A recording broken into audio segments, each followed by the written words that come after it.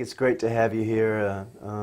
I've had the honor and the blessing of having you in several classes, in theology and arts classes, and I thought you would be someone great to come to not only speak to the theology and arts program, but also to Memphis Theological Seminary and how really cool and creative a place that it is. You come, we've talked to several folks that are from Memphis, and then of course we talked to Mr. D, who's from Nigeria, and then you're from McMinnville, which is several hours away, so you bring a different perspective on Memphis Theological Seminary. So what I want to do is just kind of ask you about your experience in the theology and arts, and what you feel theology and arts are, and you might want to touch on some of the classes like the soul notes that we had, and the God in the Other class.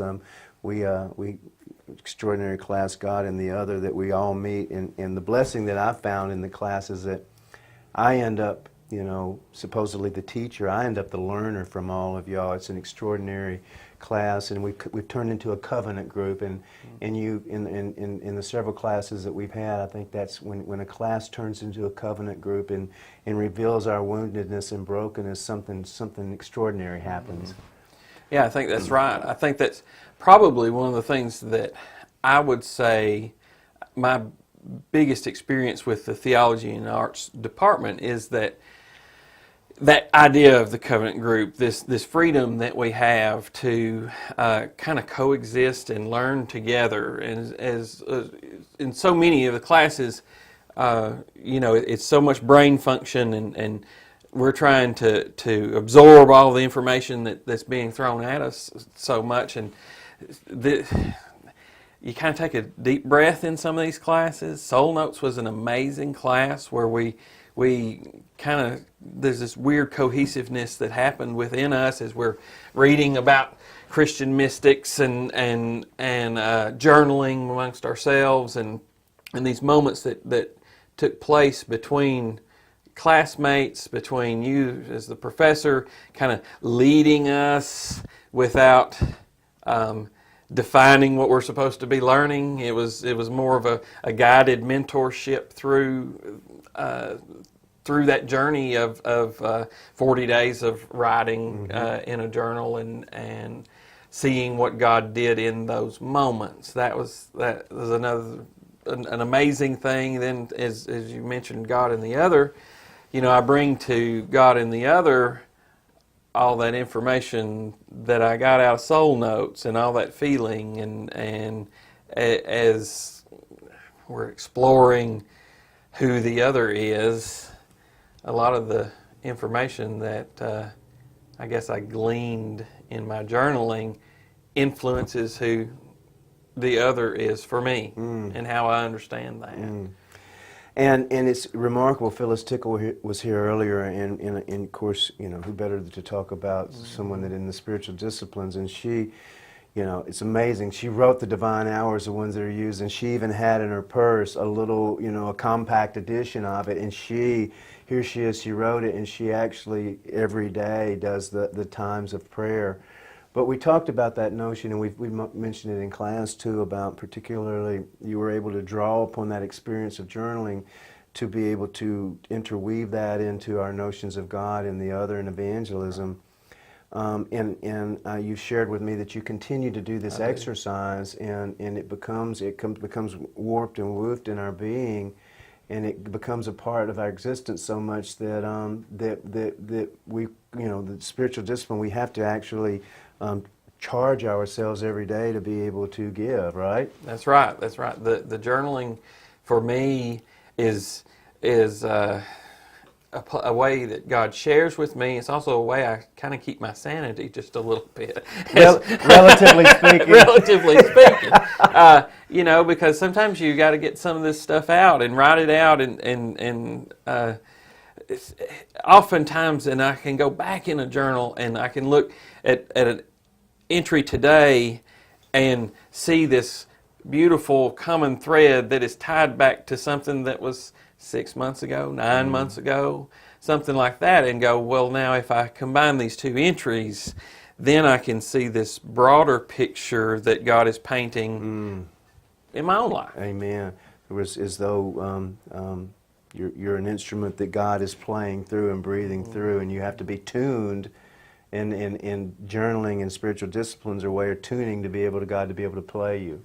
Yeah, it's a great way of putting it. Yeah. Would you mind sharing? You're a martial artist I am. and a tracker and have a fascinating skill set.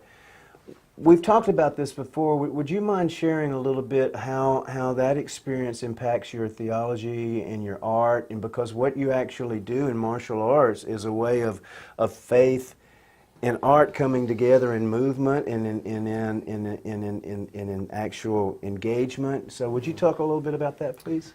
Yeah, I guess that's probably one of the things I took out Soul Notes the most was as I journeyed through reading the mystics and the Desert Fathers and Mothers and all those things, I started to be able to identify writings that were Christian writings that directly correlated with many of the mystical experiences that I had undergone as a martial artist. Through meditation that came as a result of martial arts, and that's not necessarily, meditation in the martial arts is not necessarily sitting still and kind of zoning out in this Zen. That's not all. The movement of the art itself is a movement of energy and an understanding of space, and then you tie those energies and that space into our Christian perspective, and I think that it results in this understanding of how we have to interact with one another as somebody's who's dealing with a problem.